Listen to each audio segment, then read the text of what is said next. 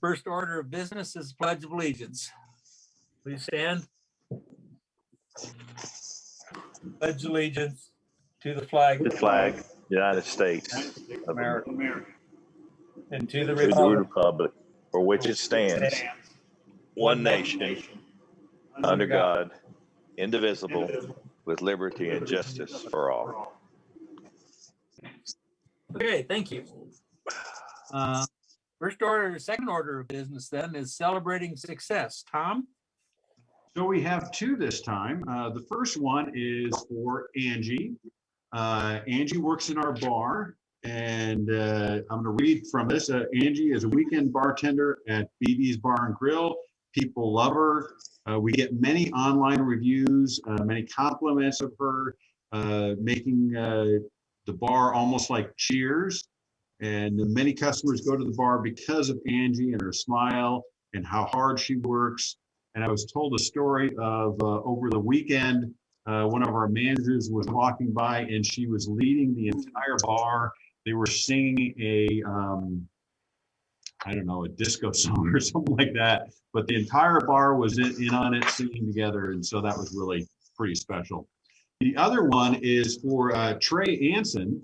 Trey Anson is our trails guy, and he was dealing with an issue at one of our trails, and he had to go knock on the property owner's door. And when he was speaking with the property owner, as it turns out, the property owner was having trouble with their sink. Trey jumped in, ended up spending 2 hours of his own time fixing the property owner's sink, got it all fixed, and fixed the trail issue also, and the property owner was very happy. So he was clearly went above and beyond, and trail maintenance guy and plumber. Well done. That's awesome.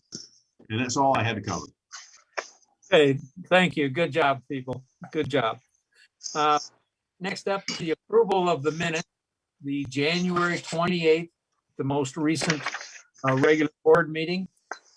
And I hear a motion to approve those minutes. So moved. Mary, and a second? Second, I heard that second, but I wasn't sure where it Jerry. came Came from Jerry. Jerry Barron. Okay, was there any discussion about the minutes, anything need to be corrected? Okay, I'll call for a vote then. All those in favor, just signify by raising your hand. Aye. And anybody, okay, Mike, anybody against? Nobody against? Moving on then, the next is the February 18th board work session, 1 week ago. I have a motion to approve those minutes. So moved. Second. Barry Barron and then Mike for a second. Were there any additions or corrections? Good. All those in favor, approval by saying aye or raise your hand. Aye. Aye. Okay, there we go. Moving on then, will bring us to executive session summaries, and I'll just read the summaries here. On February 15th this year, the board met to discuss the negotiation of the lease with Papa Mike. The board voted 5-4. Directors Bidwell, Fosdick, Grover, and Sims dissented to present two options to the operators of Papa Mike's for their consideration. This vote was subsequently superseded by a vote taken on February 16th, the next day. That executive session on February 16th, the board met for a second time to discuss the negotiation of the lease with Papa Mike's. The board voted 9-0 to present the operators of Papa Mike's with two options, plus the authorization for management to explore alternative options with the operators. An agreement was subsequently finalized by both parties on February 19th, 2021 by an 8-1 email vote. Vice Chair Mary Sinkus dissented. There was another executive session, February 18th. A property owner brought forth an allegation of misconduct against Chairman Brandenburg, alleging Chairman Brandenburg violated bylaws, Article 3, Section 4, governing power. The board voted 7-0. Director Hober was absent, that the allegation of misconduct against Chairman Brandenburg was without merit. Policy 6.02 I.3 and policy 6.02 I.4 were referenced as the basis to reject the allegation of misconduct. And that will bring us to the Joint Advisory Committee reports. Tom, you want to take it away? So I received summaries from each of the committees, and we're going to go with the Lakes Committee first. And the headlines of that is the Lake Ann sinkhole.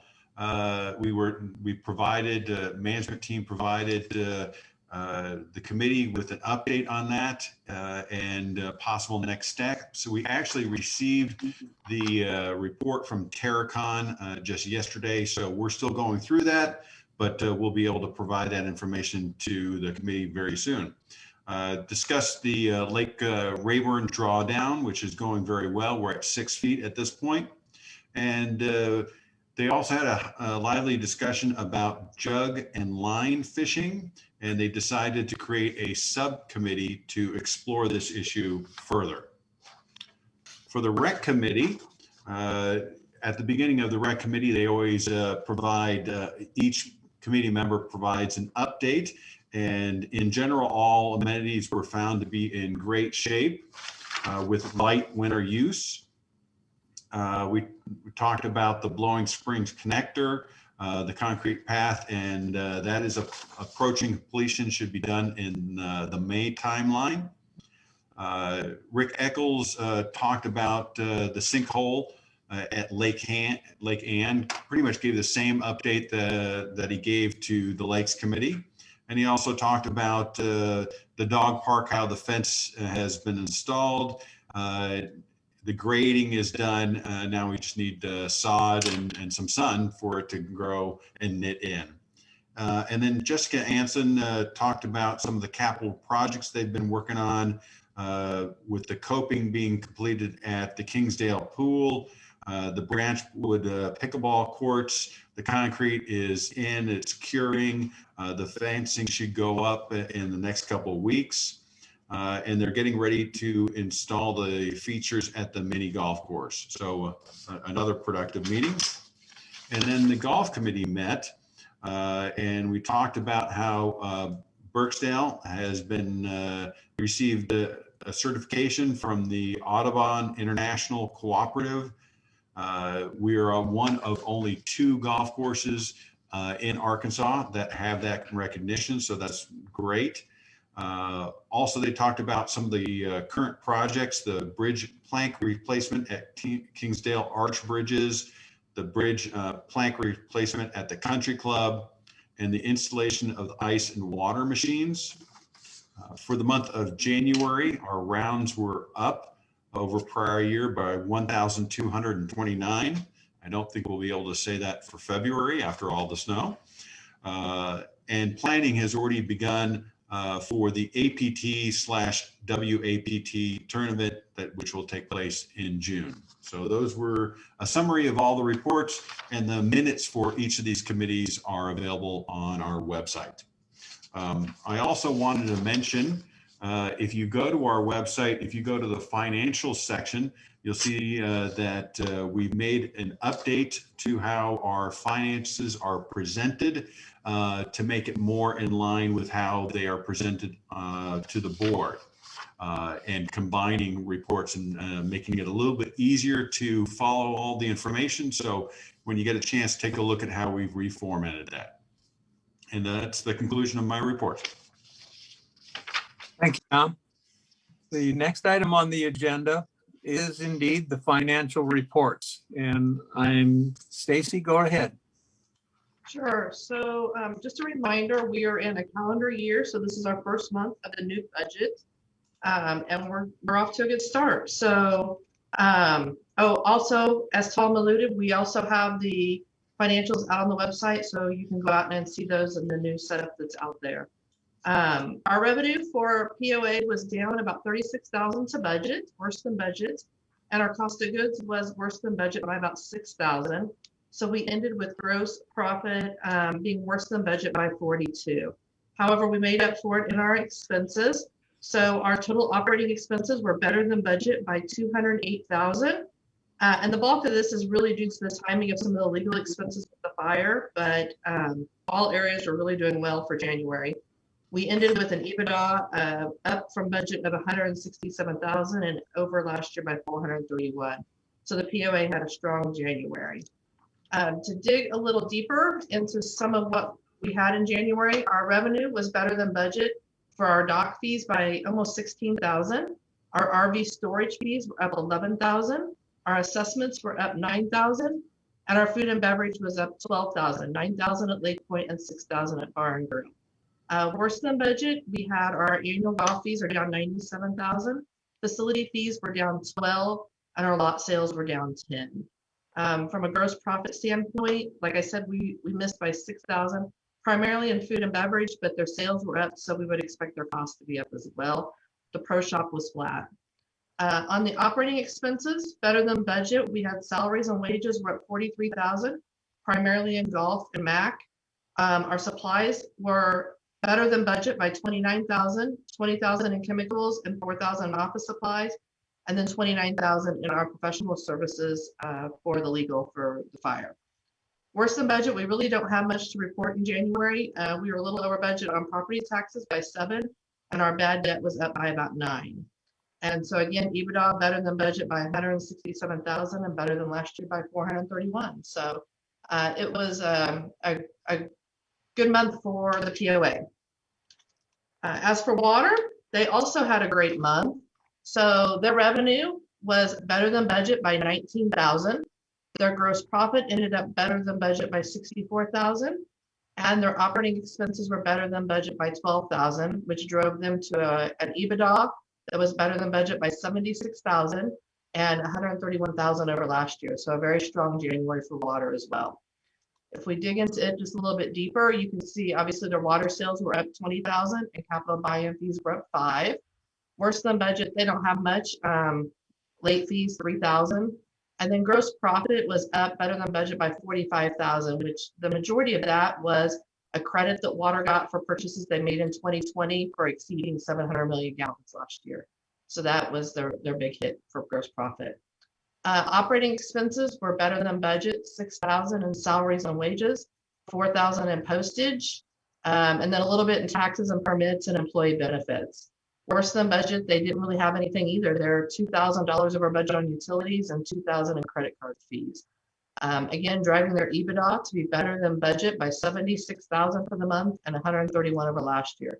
So a very solid January for water as well. If we look at a little bit of the activity and what we had going on, activity cards are down a little bit year over year. So we sold 1312 compared to last year, we sold 1348. Boat registrations are way up. We sold 864 compared to 494 last year. And our capital projects are on track. We didn't close any in January, primarily because we held those because of the accounting conversion, but we're expecting to have at least 2, if not more, of those close in February. Prepaid assessments, they're great. So we're higher than ever. We're at 1.8 million, and that's 300,000 over last year. Part of that's obviously the assessment going up, but I thought it was interesting that we're actually prepaid lots are 446 over last year. So we have 446 more lots that are prepaid than what we did this time last year. And then our collections is still struggling a little bit with the economy. And so our project 365, it went up a little bit, 47,000, and we increased, we're up 75,000 over last year in collections. So we're still pushing hard on that to make some progress there. Talking about cash. So consolidated cash, we're at 4.2 million. The POA has 757,000. Restricted cash is 393. And if you remember, the restricted cash is basically our monthly bond payment that we have to put in there plus the reserve. That went down significantly from last month because we made our bond payment in January. We pay that once a year. And so then our water cash is sitting at 3.1 million. So intercompany loan. So we're taking a little bit different approach this year to the intercompany loan. We only made a payment of $50,000 in January, which is really 2 times what our commitment is, because we committed to $280,000 for the year. But instead of having the big swings where we pay everything we can and then we have to borrow, we're trying to level that out a little bit this year. We're still going to hit our commitment of 280,000 plus, but we're just kind of taking an approach of kind of holding and seeing how the year goes, and then we'll make a bigger payment later on in the year if we can level this out a little bit. We ended the year at 2.9 million. We paid 50,000 this month, and we're sitting at a balance of a little over $700,000. So, and this is the last slide. This is the one pager. I can't take credit for it. Somebody on the board actually suggested it. I like the layout, but it's just really a recap of everything we just talked about, the different departments that are better than budget. I won't go through them all, but you can see golf maintenance and recreation are kind of the top. Worse than budget, we have legal and golf operations. And then of course we have the EBITDA, and we have the loan, and then the cash on that we've already talked about. So any questions?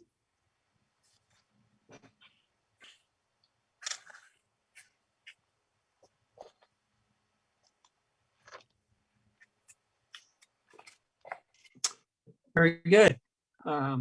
Thank you, Stacy. That'll bring us then to last month's open forum comments, questions, which there were none. And my understanding is there are no open forum emails to be read at this time. So we will move on to the next item, item 13 on the agenda. I believe you'll find it on page 80. Page 80, that's where it is. Yep.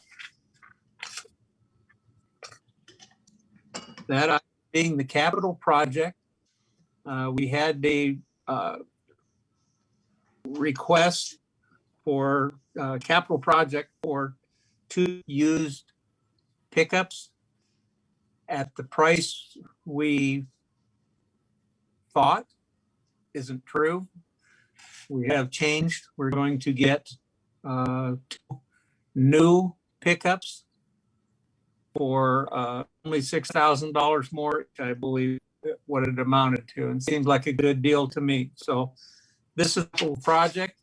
We need to have a motion to increase the capital budget for these 2. Who will make that motion? David, I'll make the motion to increase the capital budget for 2 half-ton pickup trucks from 40,000 to 52,600. That's a good deal. Thank you. And a second on that? I'll second. Sandy seconds that. Is there any more discussion? I know we've talked about it a couple of times, and are there any other questions? It's Tia. Okay.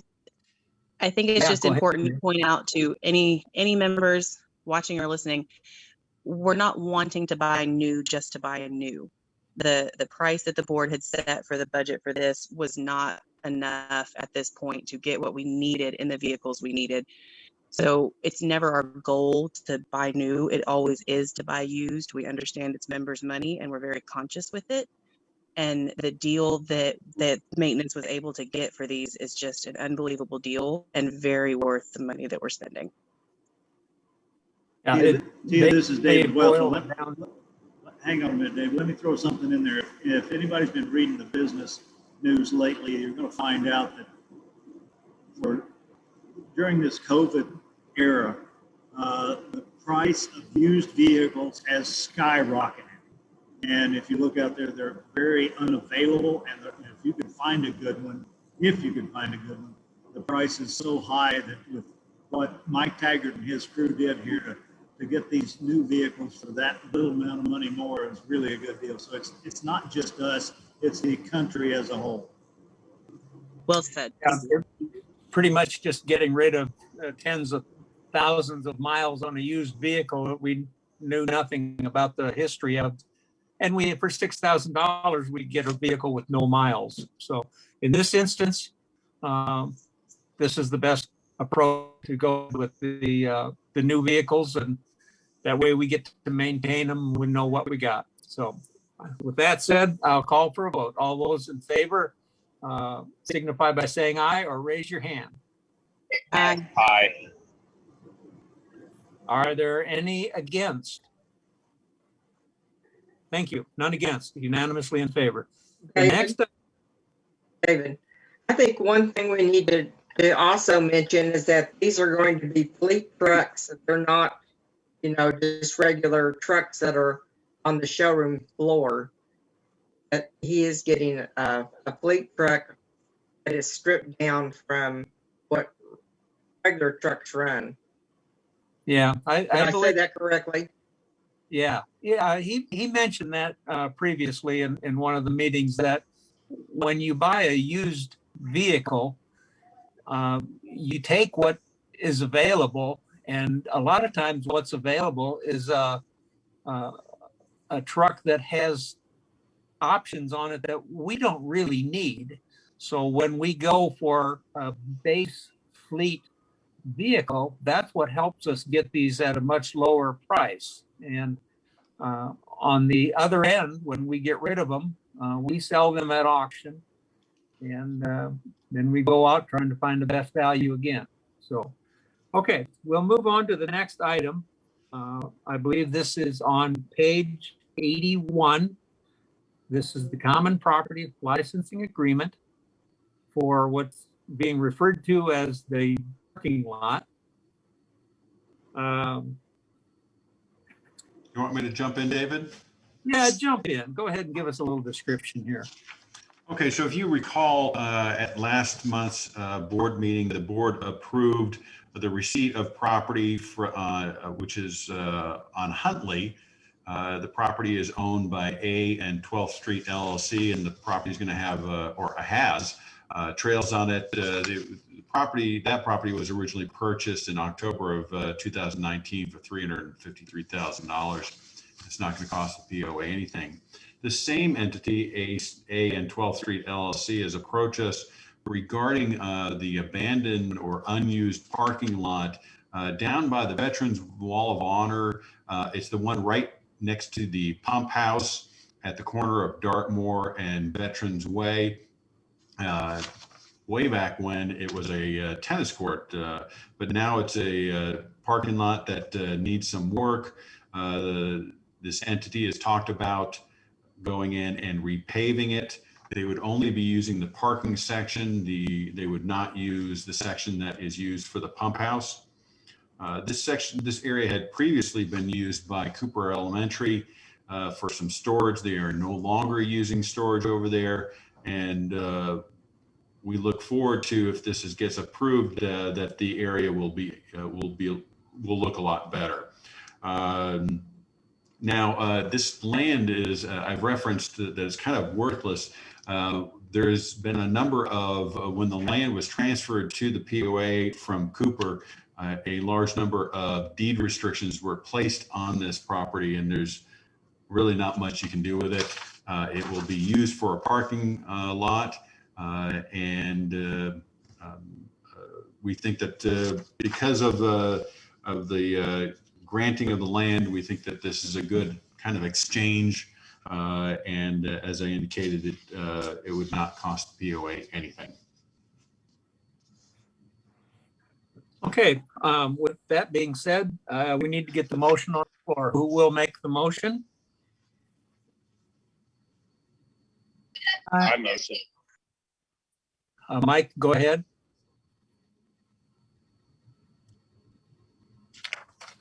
I make the motion to grant the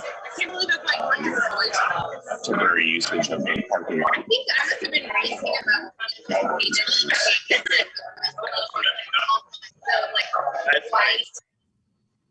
Okay, Mike, we're having a real hard time hearing you. Will someone else make that motion? I move that we authorize management to enter into a licensing agreement with A and 12th Street LLC for the parcel at the corner of Dartmoor Road and Veterans Way. Thank you, Mary. And a second on that? I'll second that, David. David Welch will second. Okay, is there any further discussion on this matter?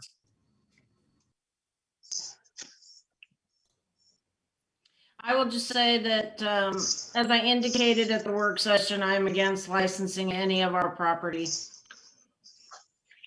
I think we can retain the property and hopefully maybe someday we could charge for parking. And I guess I do have a question. Do we have any other parking lots that are like this in poor repair?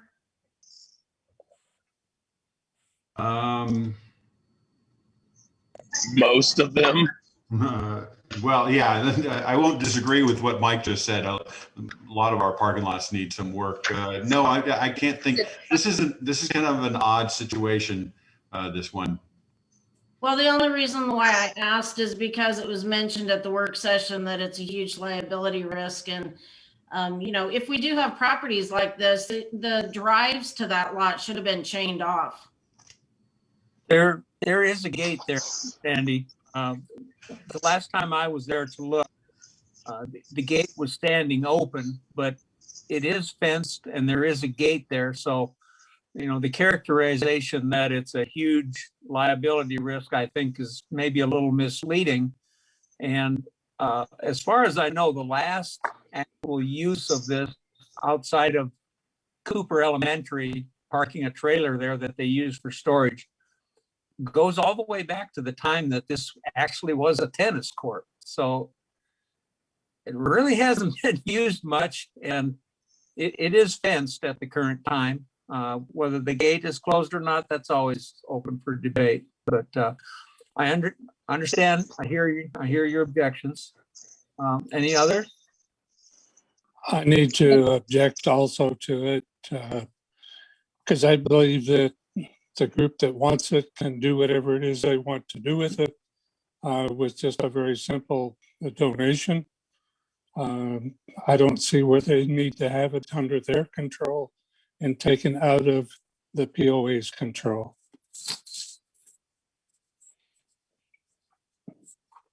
Other comments or questions? Hey, it's Tia. I just want to put my feelings out there that I think this is a wonderful use of an area that we are currently not using as a POA.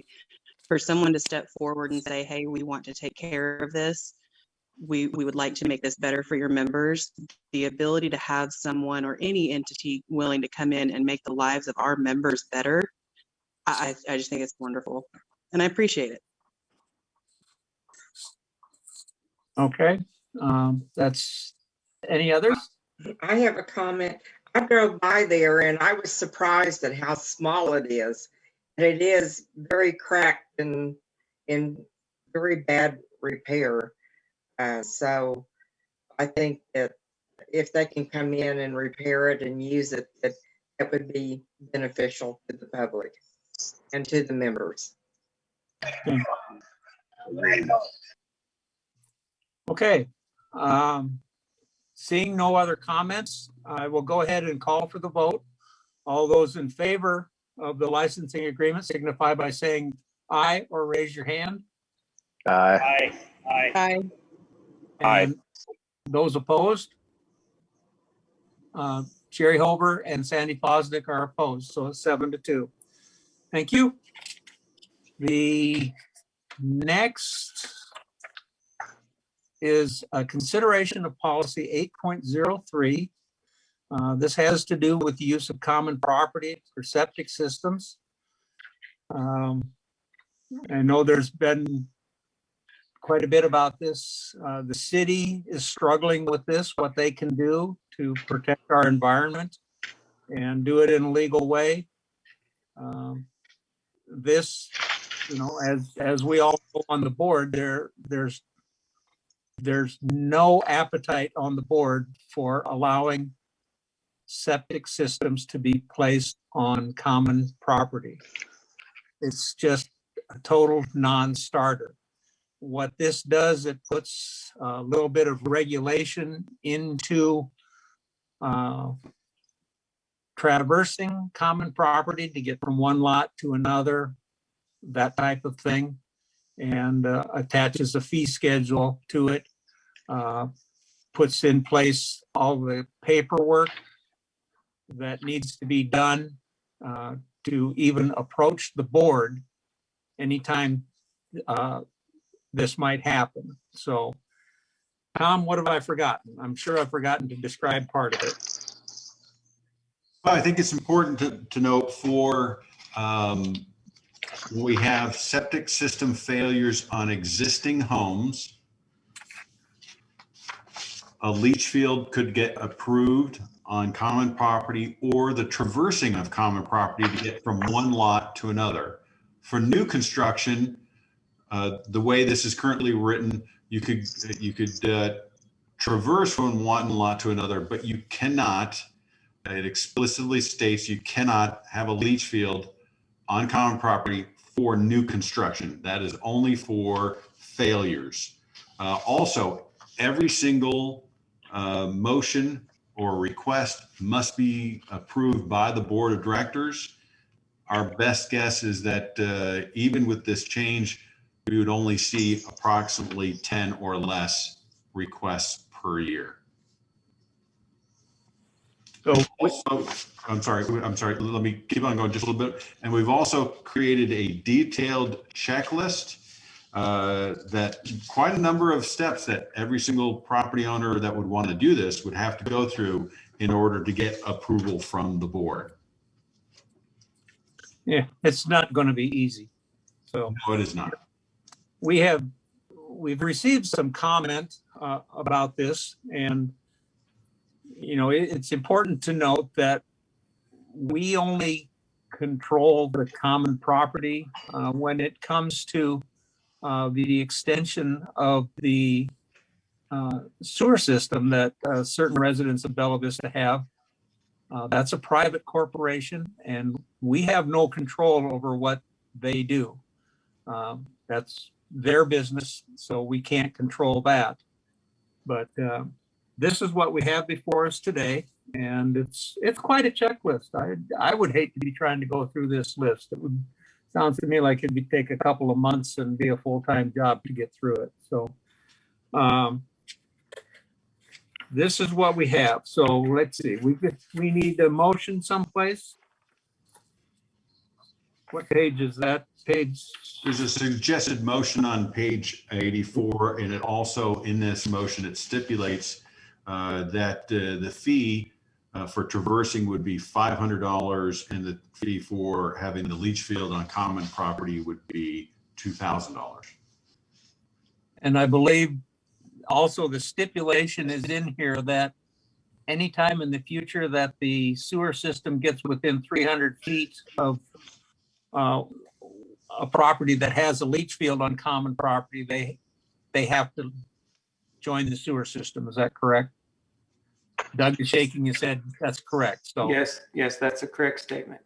if anytime the sewer system gets to them, they need to hook up to it. So just that to be said. Okay, who would make that motion that's on page 84?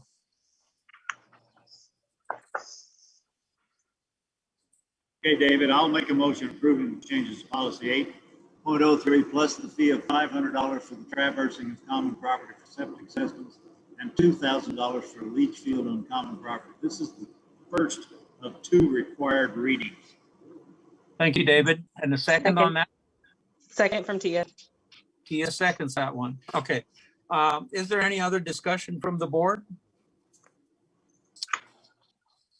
I just need to point out that I've had numerous contacts, and there isn't any that were in favor of putting a leach field, whether it's for a failed system or a new system, didn't matter. They're just not in favor of any leach system being on common property.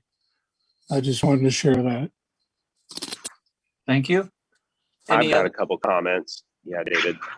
Okay. It's a rock and a hard place because we're experiencing such rapid growth. We see the new housing permits. We've now programmed a lot of our common property with trails and other amenities.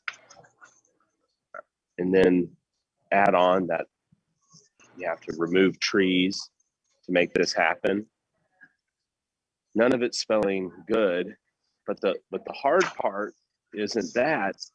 because that's logical. The hard part is good people buy homes expecting to be able to be somewhere, and then they find out that there's a major issue with where their waste is going, and they're stuck in a rock and a hard place.